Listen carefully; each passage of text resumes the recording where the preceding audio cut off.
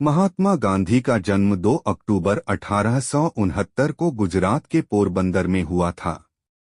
उनका पूरा नाम मोहनदास करमचंद गांधी था। उनके पिता करमचंद गांधी पोरबंदर के दीवान थे और माता पुतलीबाई एक धार्मिक महिला थीं। गांधी जी का विवाह कस्तूरबा गांधी से हुआ था जब वह मात्र 13 वर्ष के थे। उन्होंने कानून की पढ़ाई के लिए इंग्लैंड गए, लेकिन वहां से लौटने के बाद उन्होंने भारत में वकालत शुरू की। गांधी जी को सच्चाई और अहिंसा में गहरी आस्था थी।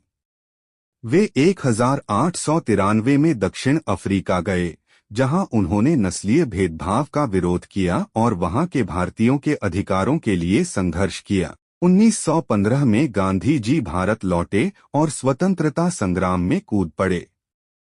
उन्होंने अहिंसा और सत्याग्रह के जरिए ब्रिटिश शासन का विरोध किया। उनका प्रमुख योगदान असहयोग आंदोलन, नमक सत्याग्रह और भारत छोड़ो आंदोलन में रहा। गांधी जी ने समाज सुधार, अस्पृश्यता उन्मूलन और धार्मिक सद्भाव पर भी जोर दिया। 30 जनवरी 1948 को नाथूराम गोडसे ने उनकी हत्या कर दी।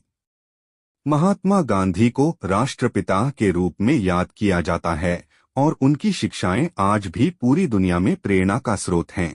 अगर गांधी जी के सिद्धांतों की बात की जाए तो गांधी जी ने अपना जीवन सत्य या सच्चाई की व्यापक खोज में समर्पित कर दिया। उन्होंने इस लक्ष्य को प्राप्त करने के लिए अपनी स्वयं की गलतियों और खुद पर प्रयोग करते हुए सीखने की कोशिश की। उन्होंने अपनी आत्मकथा को सत्य के प्रयोग का नाम दिया। गांधी जी ने कहा कि सबसे महत्वपूर्ण लड़ाई लड़ने के लिए अपने दुष्ट आत्माओं में और सुरक्षा जैसे तत्वों पर विजय पाना है। गांधी जी ने अपने विचारों को सबसे पहले उसे समय संपर्क में व्यक्त किया जब उन्होंने भगवान ही सत्य